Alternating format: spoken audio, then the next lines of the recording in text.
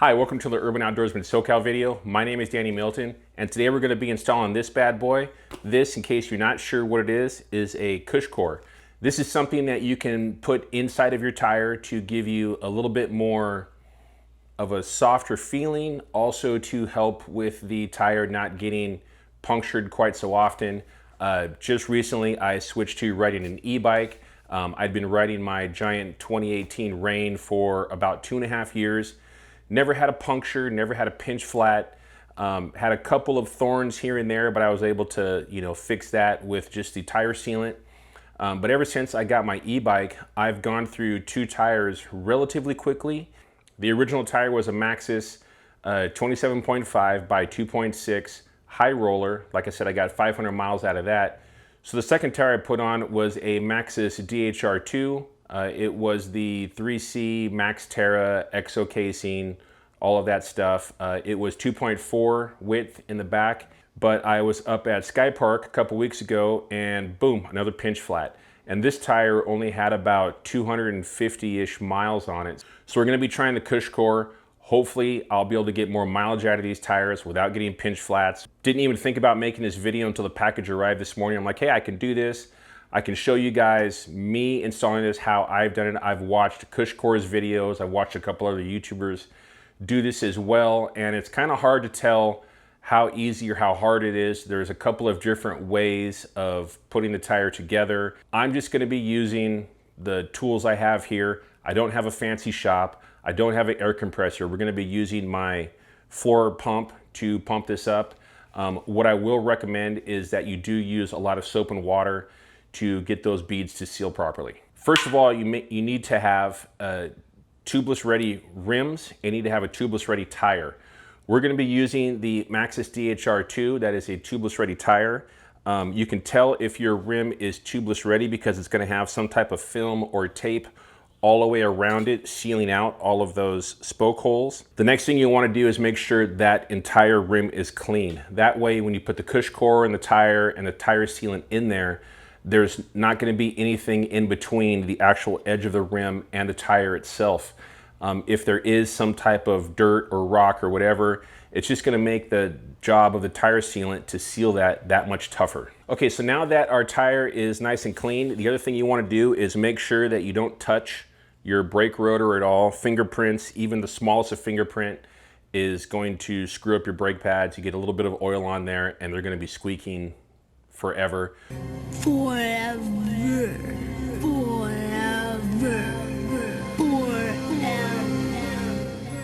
So make sure you do not touch your brake rotor at all. So now that we have our rim all nice and clean, we've checked the rim tape to make sure there's no holes, cuts, tears, anything like that. The first thing we're gonna do is we're gonna put in the valve stem. After you put in the valve stem, we're going to put the CushCore around the rim itself. When you purchase your CushCore, it should come with this valve right here.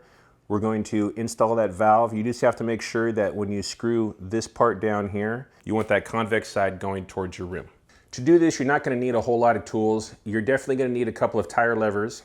You're going to need some type of bottle with water and soap in it, like a spray bottle. In the CushCore video, they show using some type of soft mallet here just to hold the rim down while you put on the CushCore. You obviously need your brand new tire. This is my Maxxis DHR2. You're also going to need tire sealant. This is the orange seal. I kind of like this stuff a little bit better than the stands. This tends to last a little bit longer. It's a little bit of a thicker kind of solution, whereas the stands is more watery and dries out a little bit faster. And obviously you're going to need some type of pump. This is my floor pump. I do have a compressor. It's just not here at my house. It's in storage. So we're going to be using the floor pump today. One other thing that you're going to need is some type of bucket. It just needs to be bigger in diameter than your rotor because you're going to be setting the wheel down like that. It just makes it a little bit easier to put the CushCore on and the tire, and then when you go to air it up, instead of having the tire vertically, it's easier to air it up when it's like this, and we can spray the soapy solution on there and hopefully get a good seal. We're going to take the nut off of our stem here, pull off the rubber washer. Going to put that through the hole right there. Now, when you tighten this, going to put that rubber washer on right there. You have to have this convex side down, that way the washer sits in there nice and flush. This doesn't have to be super tight. It only needs to be hand tight, because what you're doing is you're squeezing the rubber grommet on the other side of this rim into place, and the tire sealant is going to do the rest. You don't want to squish that rubber sealant or that rubber seal down too much. Just get that nice and hand tight on there, and we're good to go. So I put the hammer down here at the bottom, right through the rim, and I've got the CushCore right there. That way I can just push down on the rim and stretch the CushCore out a little easier. Let's see if we can get it like that, and put our hands there and just stretch the CushCore into place. It's turning out to be a little difficult. You're going to hear it kind of popping. That is the CushCore seating into the rim itself. Let's take that out. Just turn it around a little bit.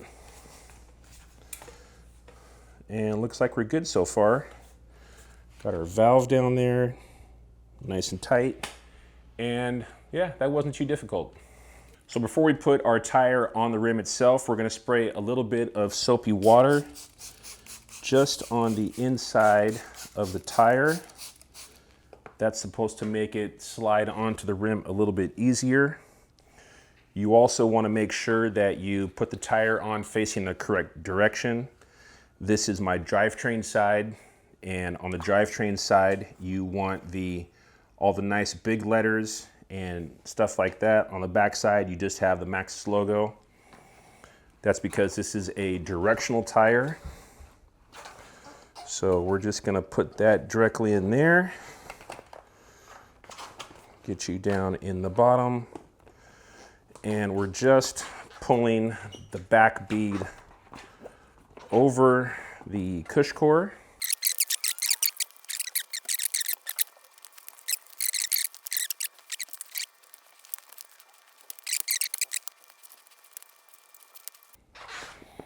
All right, so what you can see here is I've got most of the tire, or most of the rim and the CushCore inside the tire itself. What I'm kind of figuring out to do is just to grab our tire lever here right along the edge and just pull that over. That made it a whole lot easier trying to stretch it over by hand. So now we've got our rim in place. We're going to make sure our valve stem is right here. I like to place a valve stem right in the middle of the double X there. Now what we're going to do is the fold maneuver, where you pull down and then push up and get the tire in between the CushCore and the bead. I'm just going to lightly spray some soapy water on there. So we've got our tire in position. We've got the tire sitting inside the bucket here. Like I said, you can use any bucket as long as it's bigger than your rotor. And what we're going to do is we're going to start on the valve part. So what you have to do is pull this, and then as you grab, you push the CushCore up away, and your tire is supposed to sit in that channel in between. Now, until you get it started, you kind of want to hold that into place, because it will pop out until you get a good amount of it pushed in there in between. You get a good amount of the tire in between the CushCore and the rim itself. So now we've got a little bit of that bead started in between. Just gonna keep rolling over the CushCore. You're gonna hear some little popping sounds. That's just the bead falling into place. Then as you get near the end of where the tire is tightening up, we're going to use our tire lever. Again, we can work around, push a little bit of that tire off of the rim edge and give us a little bit more, less tension to work with here. It is being a little bit more difficult than a normal tire to get this on here.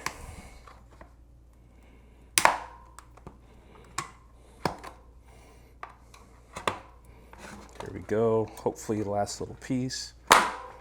There we go. And that's it. All right, got our first bead done. A little bit more difficult than just putting on a normal tire by itself without the CushCore. Yeah, that made all the difference in the world. I was having a hard time getting this last little foot-long section. Just went around the tire with the tire lever in the opposite direction, pushed the tire in with the CushCore, and it made that last little piece a lot easier, as you saw. So a couple of the ways that I've seen people put in a tire sealant is they put in a tire sealant before they put the tire onto the rim itself, or you do one side and then you put your tire sealant in and then you pop in the second bead. That can get pretty messy, especially if you're having a hard time getting that second bead on there. The rear bead isn't set completely into the edge of the rim, so it can leak a little bit. So what I'm doing is I just put the tire on itself. We're going to inflate the tire right now with no sealant in it, just to get those beads set into place. Then we're going to take out the valve core, let all the air out. We're going to put in the tire sealant and pump it up, and hopefully we'll be good to go. Okay, so one other thing you should do, or you can do, and I've always done this, is just spray a little bit of soapy water around the bead itself on both sides. Flip the tire over. Just spraying the soapy water around the edge of the rim should help with it seating and not too much air going out the sides. So floor pump.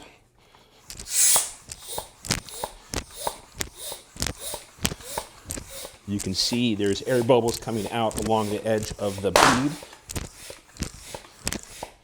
That was our bead sitting in the rim itself. I'm going to pump it up to about 40 psi.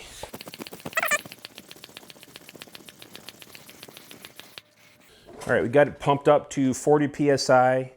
Both of our beads set properly. You heard the snap. I'm going to take this off.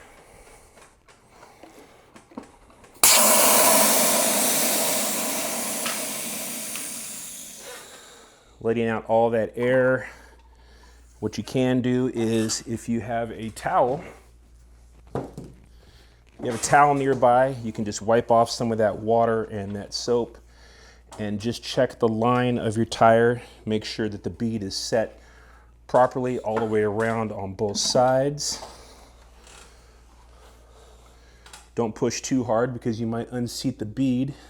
CushCore recommends to put in the tire sealant at an angle like this. That way, as you push it in, it's going to sit down to the bottom. We could put that valve core back in, air up our tire, and we're good to go. Or like I said earlier, we're going to be using the orange seal. This is the endurance sealant.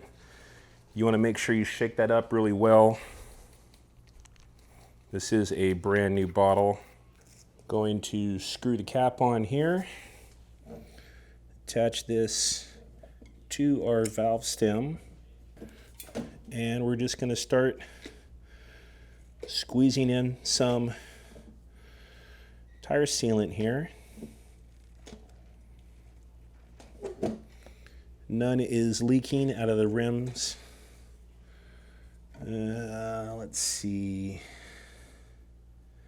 About halfway. We're gonna just a little bit more. About half the bottle. Looks good. All right, everything is looking good so far. We got both of our beads set when we pumped up the tire. We put in our tire sealant. All we have left to do is to screw the core back in, air up the tire, and we should be good to go. All right, everything is looking good. Got a little bit of water down there. That's the soapy solution, what's left. Gonna push on our pump. Air our tire back up.